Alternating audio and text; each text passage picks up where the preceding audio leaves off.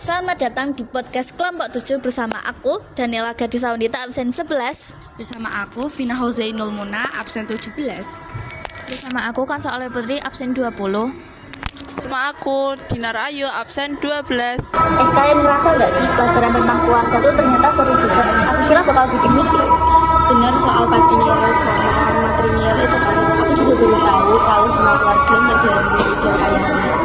Sama aku dulu juga mikir semua orang ikut dari keturunan ayah, ternyata nggak selalu ya.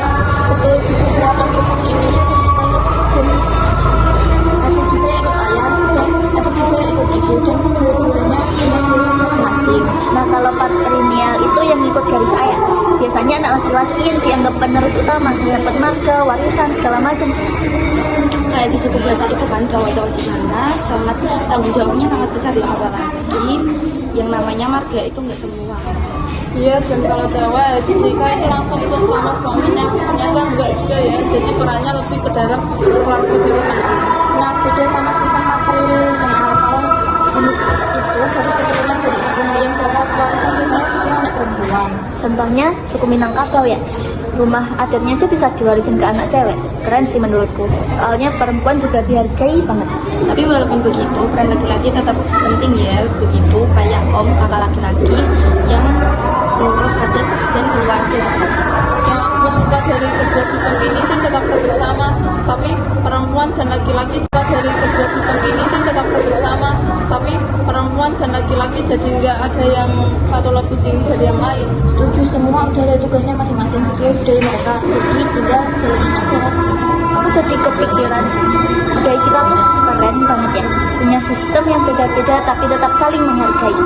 Iya, dan kayaknya penting juga buat kita tahu sistem ini biar kalau ketemu orang yang berbeda pandang di keluarga kita bisa tidak kaget.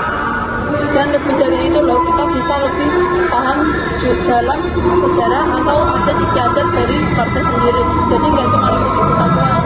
Kadang kita terlalu fokus ke hal modern, padahal adat istiadat itu punya makna dalam juga kehidupan sehari-hari. Kayak soal siapa yang punya hak warisan, siapa yang punya tanggung jawab, itu kan penting banget buat dipahami dari awal. Benar, dan kalau kita ngerti bisa lebih bijak juga dalam mengambil keputusan, apalagi nanti kita juga butuh warga. Bukan cuma teori pelajaran doang sih, tapi ini juga membantu kita buat ngerti kebudayaan di dalam Indonesia ini. Indonesia itu luas banget dan tiap daerah bisa beda sistem, jadi makin banyak yang kita tahu, makin terbuka juga pikiran kita. Makanya belajar kayak gini tuh bukan cuma buat nilai, biar kita ngerti kehidupan di lingkungan sekitar kita juga.